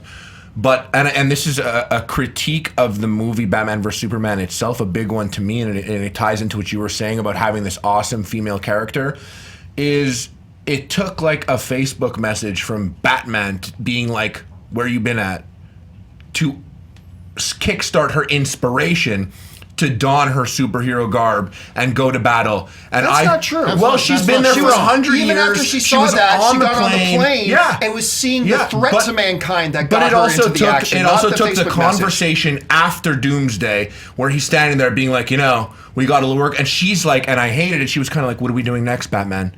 And I didn't like that. I didn't like that about Wonder Woman, and hopefully they change that. Oh, but Batman is the central force of everything that's going to happen in this universe, and Batman is like the Captain America Civil War equivalent of the Avengers. All the big things are going to happen. Captain America is not the central force of the Marvel universe. Saying, that's Robert Downey Jr. All the big things that are going to happen in these stories are going to revolve around Batman, and the Batman movie is going to advance that in a major way. Profit motive isn't right with excitement. What are we most excited to see? We're most excited to see Wonder Woman. And I didn't get her when she said that to Batman, that it was her deferring to a man. She's been gone for 100 years. The world is a different place. She even says, she said, World War I was so bad, I had enough walked away from mankind because you people are effed up. Now she's come back, and of course she's going to ask Batman. She's still finding what the world is today. And the fact that they just peppered in, they were almost minimalist with her use in the movie, and people desperately want so much more of her, shows that it's something fresh. It's the same way. It's the same reason that Deadpool was such a success, because we've seen these stories before. We can have successful Batman movies and reinterpret Batman, but it's always going to be a remix of the same song. People want something new and fresh, and the audience has grown. And the success of Deadpool, a minor character in the real world before that movie, bodes hugely well for Wonder Woman. But yeah, I sure. Real quick, you're downplaying the fact that at the end of the movie, she's there with Batman, and he's like, you know, a lot of trouble coming, and she was like, what do you mean? Like, she answers and I like Wonder Woman. The very little that I know about her, she doesn't answer to a man, but in these movies she answers to Batman. She's like, what do you mean, Batman? Like, Batman's running Justice League when Superman's gone. You're misinterpreting a conversation. You're completely being a social justice warrior and asking a question that's not really there. That's not what I'm doing. That's what it sounds like. That's what the movie did. You were just excited. Issues with any potential issues with Wonder Woman aside, just as a Batman fan, let me just say why I am particularly more excited. Since Tim Burton, we've had the same version, I think, of the character of Batman. Essentially, the same basic ground rules, the same basic tone as far as he doesn't kill. It's the same kind of... He killed in the Tim Burton movies? Well, true, but not in that way. I'm saying that it's the same kind of faithful adaptation. He puts dynamite on a guy and he blows up. He uses machine guns to shoot people. Yeah, but he doesn't drag their dead bodies around in a car for 3 miles. The more pure, the more that car was kid-friendly Batman. And here's why I'm more excited about to see a Ben Affleck movie is. Number one for me, Wonder Woman is a bit of an unknown quantity, and I'm not sure if the Wonder Woman movie is going to work because there's a lot of things that are just kind of X factors. So we should only do the same things over and No, over. that's not what I'm saying. But this is why I'm saying I'm a little more excited for Batman. I will go see the Wonder Woman movie, absolutely, but there are a lot of unanswered questions. For me, I think that in Batman v Superman, Ben Affleck answered a lot of those questions I would have had going into a Batman movie, and I am really, really, really excited because if you want to talk about iconic superheroes, I argue, in the way that baseball used to be America's pastime and now it's football, Superman used to be the iconic superhero, and I think now it's Batman. And for us to see a different version of Batman, a wholly different version. The philosophy is different, the approach is different, and the way that Ben Affleck is approaching it is different. That's what makes me, as a Batman fan, more excited for this movie because it is going to be a completely different take on the character. Can I just say it's amazing? It's amazing that you took this amazing, wonderful thing of us getting a female-led superhero film for the first time because we've ignored them for so long, and you've turned it into a negative saying, that means it's an unproven property, guys. Yeah, we've had including Superman and Batman, we've had 8 Batman movies. We've had nothing with Wonder Woman, so of course she's going to be an unproven quantity. But the argument that because it's unknown, we shouldn't do it. Well, we shouldn't go to America from England. We should just stay here. We shouldn't explore the West Coast. We shouldn't try and split the atom. It's different. It's scary. That doesn't make any sense.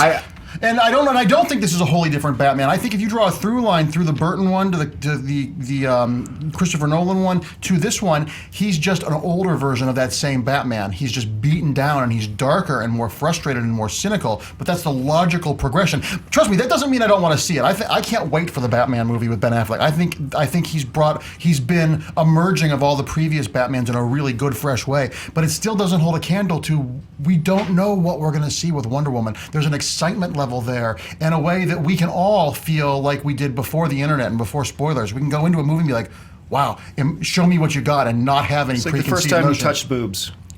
Much like that. I think you got to look at what you get. You got to look at what you get with it. I think I like the Alfred that was in the Batman vs Superman. I really liked it. I really liked his relationship with Batman. I really liked the gadgets, the attitude Batman brought, and I think in the Wonder Woman movie, like, I don't doubt that the best part of the Wonder Woman movie is going to be Batman because he's going to be there too. And you know what? The thing that's going to bog it down is it's going to be an origin story. And personally, most of those to me, they're not as exciting as something where you get this Batman. It's not the same Batman. He'd been Batman for 20 years. We haven't got that in the movies yet. We haven't gotten a Batman that has a history like this. It's not a young Bruce Wayne. This is a Batman that's been at it, and a Batman who's made mad by the Joker. We've seen that before, no matter how cool Ben Affleck stages it and how he does it. Not in the movies. There's a freshness that we haven't seen. And, and like you said, it's the first female character that can stand on her own. The iconography there is just too rich. Time! Trisha, what do you think?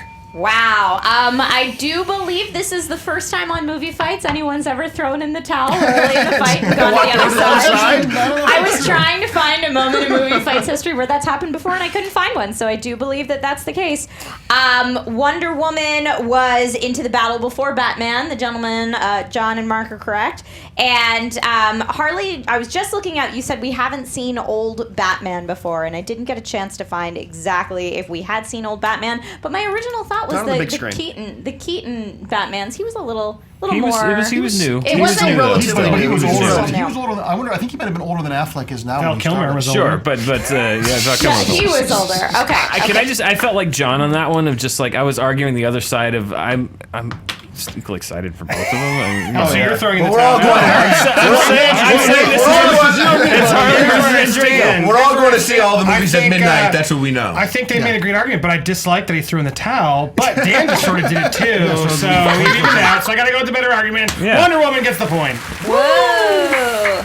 It was a close poll as well. Once again, this is what you were excited about, and I think you did come in strong when you decided to throw out the towel. With we want the female audience. I could be disingenuous and say like, I thought she was kind of dumb in the movie, but I didn't want to because I thought she was cool. I mean, I really got some great points, but I didn't want to like come out strong against Wonder Woman because I thought she was good. That's why this has been so great because we all are on the side of this. We're all on the side of wanting better and cool movies. It's not about like trying to one up each other because I think I'll be at all these movies. Oh no, I'm here to one up everybody. You go check my Facebook feed. I leave the movie and I'm like, the one thing that stood out going into it when I remember watching the trailer. It's like, I thought she was with you. I was like, why would they show us this? That's so stupid. And then I see the movie, and every moment Wonder Woman was on screen was amazing. Yeah, every second and I was she was really on nervous in that movie. because we never saw her talk in any of the trailers, and I'm like, oh god, she's a foreign actress. she was good. And then she was great. She was All right, well, amazing. let's let this She was happen. all that So good. we're in the speed round, and John and Mark, you're 1 point ahead. Yep. So there's 5 more points here for you guys If to we catch up win, and the take internet this. might explode. It's anybody's game. I Like I know, told it's you in the crazy. beginning. And this one really is anybody's game. Speed round is how it works. And I know John and Harley, you haven't done this before, so let me clarify. You will have 50, and you guys have to decide who's going with which one. Yeah. Take turns, and each one of you will get one. But the way this works is you'll have 15. Well, I'm going to say something. You have to answer quickly. You'll each have 15 seconds to give your arguments, and then you'll have 5-second time for 5-second rebuttal. Do we get to know the topic before we Yes. choose which one of us Oh, no, goes? no topic. I have a Completely question. Take us off then. After we bring in the team that goes first, do we get a second to confer with each other, or are we competing independently of each other? Sure, I'll give Do you we time get to like 5 confer. seconds to I'll give you talk 5 each side? seconds to confer Okay. after. That's After fair. the question We is haven't asked? done many duos, so we'll do that. Yes. Okay. You can either choose to take it or not. But who's going to go first? I'm gonna go first. Who wants to go first? You want to go Harley, why first? don't you guess first? You want- yeah. Let's let you go first, just so Okay. they can get a sense of how this Yeah, yeah, works. yeah. All right, yeah, that's I want good. to give That's that fair fair enough. because John Fair enough. doesn't know he's watching. Let's Yep. let Harley watch. Yep, yep. I want full fairness. Okay, so Dan and Mark, you've done this before. You know how this works. That way, you guys can watch and see how this happens. Mm-hmm. But you can confer for 5 seconds. The first one's actually a visual aid. It'll be up on the TV, but don't show it yet. You're going to see 2 DVDs in the bargain bin. Please keep sending in your bargain bin picks. We love this. You have to tell us which movie in the bargain bin we should buy. Now, do we confer before we answer or after? Well, on this We one, you're not answer going to really. first, I then we wouldn't can confer answer on first, this then one because confer, you're going to yeah, see the exactly. picture. I So meant you're going to see the picture. Just for so clarification, whoever says the name first is who gets that one. that's what I meant. Do we name, And then you can confer. Then we confer Yes, after we we confer name it. after But you we- want to say the yeah, names gotcha. first. Got it? Yeah. Okay, here we go. You're good. You're going to see 2 pictures. This comes in from Dylan Campbell at 96. We have a new one, right, JT? I don't know what it is because we showed up by accident. Let's see it. I'm going to see it for the first time, too. Dumb and Dumber 2. There's no price. We're not Grown-ups basing it 2, on price? and no, not based on price, but very good point. Grown-ups 2, you guys got it. That means you guys got Dumb and Dumber 2. You have 5 seconds to Wait. confer. I said Dumb and You Dumber said 2. Dumb Oh, and Dumb and sorry. Dumber. Dan said Dumb and Dumber 2. That means you get Grown-ups 2. You Ew. have 5 seconds to confer. Go ahead. You're on the clock, right, Trisha? Yep. After 5 seconds, we'll let them both fight it out. They are conferring on movie fights, 2-on-2 edition. All right. And time. Here we go. So, seen Mark this. and Dan. Yes. Dan, you said it first. 15 seconds. Whenever you're ready, go. These are both atrocious movies. But here's what I will say about Dumb and Dumber 2 over Grown Ups 2. There was at least, I'll say, 5 moments in Dumb and Dumber 2 that at least made me go, huh? That reminded me a little bit of Dumb and Dumber. Grown Ups 2 is one of the worst pieces of garbage I've ever seen. I sat there stone-faced. 15 seconds, Mark. I believe Grown Ups 2 is shorter. So 5-second rebuttal, Dan. Without independently conferring, I would prefer the one that would make me laugh a little bit more than the one that's a little bit shorter. 5-second rebuttal, Mark. yeah, if I'm getting beaten up and I laugh because I have brain damage, that's not a good laugh. So I want to spend as less time in hell as possible. All right, Now, she's Trisha, checking. I based hope- on the I hope argument, I'm Yeah, right. we got it. Let's hope I'm right. let's see I don't which know. one's shorter. I don't know. She's gonna check real That's quick. what I'm checking right now. She's timing. I know that's tough. I hope they're the exact same length. All right, Grown Ups 2 has a runtime of 1 hour and 41 minutes. Jesus, Oh really? my God.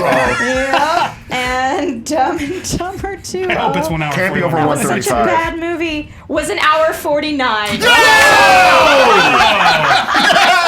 Damn it! Here's my problem. I don't think while you did that, you guessed, and you didn't give me anything else. Whereas I think I heard a couple more He things said from he went, Dan. huh, twice. Trisha, what do you think based on the arguments? Who are you siding with? Oh my gosh! Based on the arguments, I have to go with. I mean, they both acknowledge that both were horrible movies, and the fact that Grown Ups 2 is shorter, that sells it for me. That was a home Me run. too. The less torture, the better. Truth be said, you only said one thing too, which was the fact that there's only one thing funny. So the fact that he rolled the dice and found it true, I'm going to give it the point. All right, you get it. Yeah. I'm going to side with Trisha on that. So you're up by 2, guys. This one's yours. All right, now it's your turn. The poll is neck and Point that neck. it's shorter. All right, you're up next. Here we go. They're both inexplicably long. 2 Canadians? Here we go. All right. Yeah, All right, here neither we one go. of those should be over This would be a 85 rush minutes long. question. Here we go. Next It's a up. rush This is for Harley and for John. Ready? Yes. You want to say your name quick, and then you can confer, okay? Okay. Best comic book movie villain? Oh, you're not giving us Go, options. go. Joker. Anybody you want. He said Joker. Magneto. Joker and Magneto. Okay. And confer, you're picking which Joker and which Magneto? Guess it does. Yeah, you have to tell me which movie. Oh, it has to be from the movies. Yeah, which movie are you gonna Oh, well, it's No, the let's same say guy, all. same We'll one for me, isn't it? Is go? it Yeah, the okay. same guy? We'll say it's fair. You And can use we it. only have Ian McKellen. McKellen? We only have Yeah, we'll go. McKellen. It doesn't matter. It doesn't Okay. matter. Okay, I heard Joker first, so John, you have 15 seconds on the clock. Whenever you start talking, Trisha will start the clock. Heath Ledger became the first actor in comic book movies to win an Academy Award for his performance as the Joker. The character of the Joker drove that entire movie. You can make an argument that The Dark Knight was actually the Joker because he was the driving force behind the movie. When you have that character become the alpha of the entire movie, that just tells you how powerful that character is. All right, 15 seconds for you, Harley. Go ahead. I'd say that Magneto has an incredible backstory. It almost lays out the motivation and the theme for the entire universe of X-Men, and it's almost understandable where he's coming from. He's not just pure evil, pure lunatic. He has a motivation and a history to support it. 5 seconds for you, John. Yeah, you can look at, he has a backstory, but does that backstory play an important role in the movie moving forward? And it actually doesn't. It gives us a really interesting backstory to color review. 5 seconds, Harley. Your last point will start when you talk. You were talking about Heath Ledger, not the Joker. So Heath Ledger, but I talk about the centrality of the character being the driving force of the movie. That's a good point there at the end. Trisha, where are you going based on the arguments? Oh my goodness. It's a super tough one. I'm trying not to let my personal opinion Yeah, get you into can't do it. it. It's got to be based on the He arguments. never does that.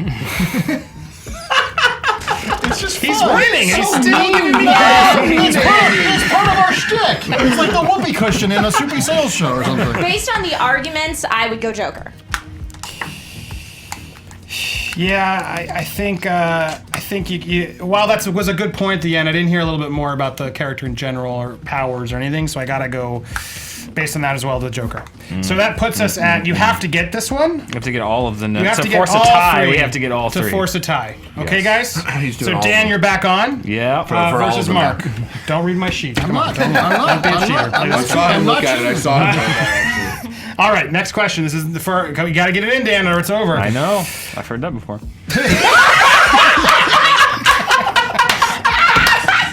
Oh, that was getting quick. Sorry, Mom. I've heard that before. No. Your dog can talk? All right, here we go. Better on-screen Batman, Val Kilmer or George Clooney? Val Val Kilmer. Kilmer. I heard Dan first. Yeah, you know. So you get George Clooney, Mark. Here we go. You get to confer for 5 seconds if you'd like to. If you got anything to add. Ding, ding, dun, dun, dun, dun, ba, ba, ba, ba, ba. Hey, Trish, how's it going? There it is, 5 seconds. All right, Dan, you're up first. I heard Val Kilmer. 15 seconds when you begin talking.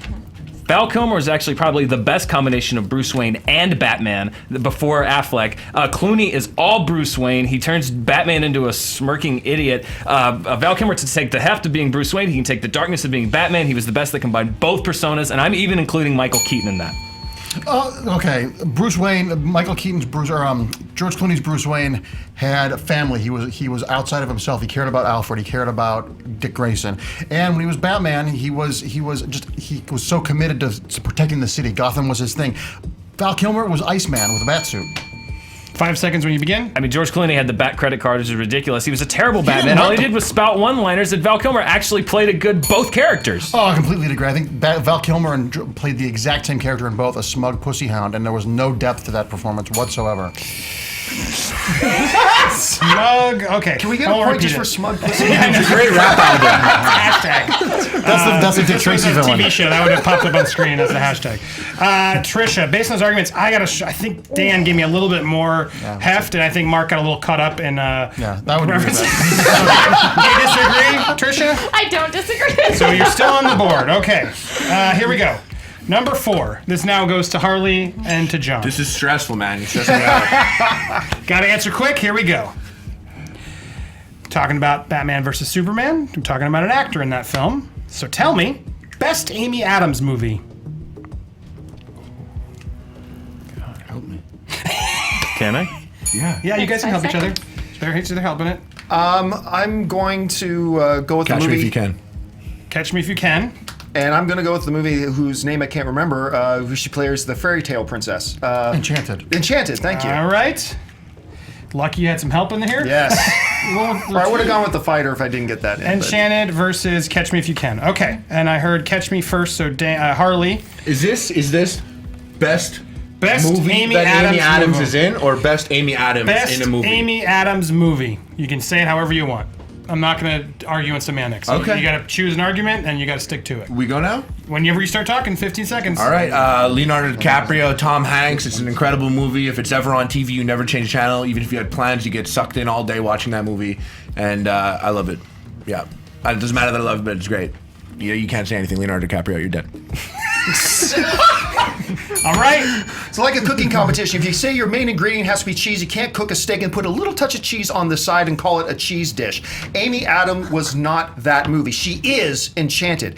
That was the movie that was a breakout role for her. That's what put her name on everybody's lips and put her on the map paved the way for the career she has now. They've been conferring. You're allowed to confer. I want to be fair. You guys were conferring a lot. 5 second. Hold on. 5 second rebuttals. They're all. You guys done? Dun dun dun. All right. All right. Stop. Here we go. 5 seconds when you begin talking. I don't care about Amy Adams and her life. This is a Leonardo DiCaprio movie, and it was about the better movie. So there you go. All right. Well, I feel like you just made my argument for me, but okay. What was Amy Adams' character's name in that movie? It doesn't matter. And see, that's my point exactly. Thank you. You didn't even remember that movie's name. That was after the bell.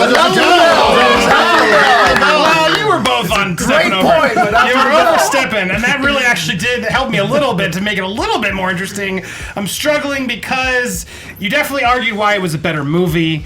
You argued why it was a better Amy Adams movie. Which was the question? The question is best Amy Adams movie. It could be read both ways, to be fair. Trisha, where do you stand? If we're going best Amy Adams movie, like best movie for her, then Enchanted is the winner. If we're going best movie in general that she was in, That's an entirely different question. I would choose Harley's answer. Didn't I bring that up? Semantics. No, it's Semantics. not semantics. It is semantics. Well, you could read Willis this question. was in the verdict. You're not standing in the middle. I didn't And ask just you. so everybody knows, the audience is 50-50 split. Yeah, course because you they could are. read this question either way. You got to word those questions. Yeah. Well, I gotta say, I'm leaning Enchanted, but it seems like a boring way to go out because you both made valid arguments on a question. So wait, what When do you describe Well, the question is- the movie Catch Me If You Can, No, I said Amy Adams is the not the question was not- 100 things you The use to question was describe it. not what is the best movie Amy Adams was in. Well, the question was what's the you best can- Amy now Now Adams we're movie. literally arguing Here's my semantics. problem. But that's like saying, what's the best Tom Cruise movie? But I You asked, say I Endless asked him Love. before. I don't want to go out this way. I'm not counting the point. I'm not counting it. We're doing another one. Oh, wow. We're doing another one. Disqualification. Disqualifying my question because I don't want another one like last week. gotta where they write said, these better, man. Why'd you get this question of who you want to punch in the face? Let's do a different question. But I think we'll let's agree. do this fair. I'll agree that was the better We movie. both I think had it, you'll but the agree that question is the better debatable, Amy and I Adams don't want movie. to end on a I'm cool with debatable that. question. Same I'm two cool with competitors. calling I it don't want to sauce. end on a debatable Doesn't go to question. me and That's Andreyko. not fun. That's not fun. Let's do this right. That point didn't count. I agree. Okay. That I point agree. didn't count. So let's move on. Here we go. Yes. Harley, you're back in this versus John. Here I we don't go. want to be in this. All right. Better Lex Luthor, Kevin Spacey or Eisenberg? Kevin Spacey. It's John. No. Yeah, it is. It was John's We turn. were Spacey. We were Kevin redoing the one. Spacey. Okay, he picked Kevin Spacey. That's the right choice. Kevin Spacey I thought versus we were Eisenberg. alternating. I That's did not say it fair. before we No, started. you didn't. Yes, I did. I said Harley and John. I did say it. They I can't did win say anyway. it. You did. I heard that. It's fine. Okay, so you have Heisenberg. You have That's a Heisenberg. different You Lex have Kevin Luthor Spacey. altogether. Kevin Spacey is first, and go ahead. 15 seconds when you begin. Kevin Spacey brought something to the table that was Lex Luthor. You know, he was powerful, he was rich, he had this powerful mind, he had, his great suits, no running shoes. I loved, it was, he was good. The movie was a little weak, but I liked that Lex Luthor better. Go ahead, John. The Jesse Eisenberg Lex Luthor gives us a multiple layered character who has a facade in public and something much deeper and darker and sinister behind the scenes. He also is a lot more effective. He's also a lot more smarter than the Kevin Spacey one. The Kevin Spacey one was just a rehash of the old, let's get some real estate Lex Luthor that we've seen a million times before. Easily, this one. 5-second rebuttal, Harley. Every Lex Luthor scene in Batman vs. Superman is the pee break. You leave and you will enjoy the movie better if you do not watch that. Okay, 5 seconds. Only John. if you completely misunderstand the character. The fact that he had that public facade, but when things got deep, he got dark, and that changes your perception of the character. Okay. Trisha. While Harley made me laugh more, and personally, I actually agree with Harley. I would go with John's arguments on this one if it were up to me. I'm in awe of those arguments, actually. What? His arguments were better than mine would have been. I was actually like, yeah, Jessica Eisenberg was great. Since after the bell, since it's after the bell, I can say whatever I want. Realistically, none of those things are Lex Luthor, though. Like, none of those things. It's not the best version of Lex Luthor. Incarnation of Luthor that I best version of a character that's in a movie, and we'll name him Lex Luthor. Though, but here's the problem: you didn't say that until after the bell. I got to give it to Campea. Mark and John win the game. What? What? What? Awesome. I don't know. You were so sour the whole time. Did you deserve it? It was just for fun. That was a fun fight. GG, guys. GG. Is that the score right? 6-4. I think 6 to 4. 6 to 3. 6 to 3. Just not say it out loud again. Sorry, it doesn't matter. It's over, right? It's over. Yes. It's over. It's over. All right, that was a long one, but very fun. Kudos, everybody. That was great. You guys, this was great. Groovy to everybody who played this round. I want to thank you all. John Campea on Twitter and Instagram. Anything else you'd like to plug? Keep your eyes open for my new show. I'm doing a new project with Comic-Con that I'm really excited about on Comic-Con HQ, so keep your eyes open for that. And my podcast, the John Campea Podcast. Marc Andreyko and Marc Andreyko on Twitter. That's easy with a C, Mark. And the first collection of the Wonder Woman 77 book will be out. The trade paperback will be out in June, and there might be an announcement of a couple other things coming soon. Come on the show and tell us. I will. Harley Morenstein. Harley Morenstein. Harley, doesn't matter. Epic Mealtime. Harley Plays at Harley Plays on Twitter. Anything else you'd like to say? Yeah, Harley Plays on Instagram, Twitter, youtube.com/HarleyMore on YouTube daily videos, and Epic Mealtime on YouTube every Tuesday. You already know. Sauce Boss. Next to you, it's the other boss, Dan Murrell at Murrell Dan. At Murrell Dan on Twitter, and I gotta turn my movie game around. I'm on a cold streak. Oh, you guys were awesome. Two weird formats, but that was a really fun show. You guys were awesome. This was fun. On the Dan Cam, Trisha, thank you for stepping up. Thank you, Trisha. At that girl Trish, bravo. That girl, that and I, and the girl, that girl Trish. Anything else you'd like to plug? Yeah, check out Super Gamer Builds on Ami. It's fantastic. Yes, check it out. And if you're watching on ScreenJunkies Plus, TV Fights will be on Thursday, and Knocking Dead finale will be on Monday. Very excited to talk about the 90-minute Negan finale at 1 p.m. And thank you guys so much. I think that's everything. I'm excited after the fights. If you're watching on Plus, see you so then. Bye-bye. Bye-bye. Every podcast we put on YouTube comes with this kick-ass graphic listing all the topics your favorite Screen Junkies podcasters are talking about. If you click the topics, you can skip around and choose your own podcast battle royale. Go ahead, try them all. If you haven't already, subscribe to Screen Junkies on YouTube to join us for future fights. Or if you prefer to listen on iTunes, click the logo to download an audio version.